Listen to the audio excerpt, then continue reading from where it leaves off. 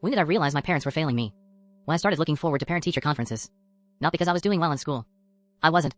I was failing on purpose. Those conferences were the only time all year my mom and dad would sit in the same room and focus on me for a full 15 minutes. I'd actually make sure my grades were bad enough that both of them had to show up. If I bombed a test or caused trouble, I knew it worked. Mom would cancel her Pilates class. Dad would leave work early. For once, neither of them would be on their phones or arguing quietly about lawyers and custody schedules.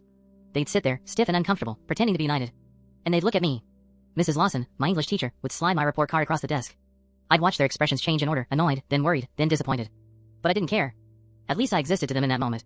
Ethan's been acting out, Mrs. Lawson would say. Missing assignments. Picking fights. Disrupting class. My parents would nod like serious adults. They'd promise consequences. Family talks. New routines. None of that ever happened. Other kids hated those conferences. They begged their parents not to come. They were embarrassed. I counted down the days like it was Christmas. At home, we weren't really a family anymore. Mom slept in a spare room, working late every night on her laptop, planning her move to Seattle where her brother lived. Dad crashed on the couch, surrounded by beer cans and divorce paperwork he never seemed to finish. They didn't talk to each other. They talked through me. Tell your father dinner's in the fridge. Ask your mother if she's picking you up Friday.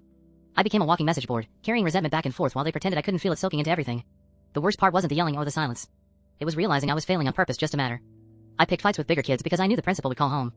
I turned in blank tests. I copied homework so badly it was obvious. I forged signatures, knowing eventually someone would notice. Anything to force them to show up. The breaking point came in 8th grade. Mrs. Lawson called them in because I'd been caught cheating, skipping work, and falling asleep in class. For once, they both arrived early. Dad in his wrinkled button-down. Mom in a dress she'd bought for job interviews. They sat on either side of me, close but careful not to touch. Mrs. Lawson spread my assignments across the desk. Ethan is failing 4 classes, she said.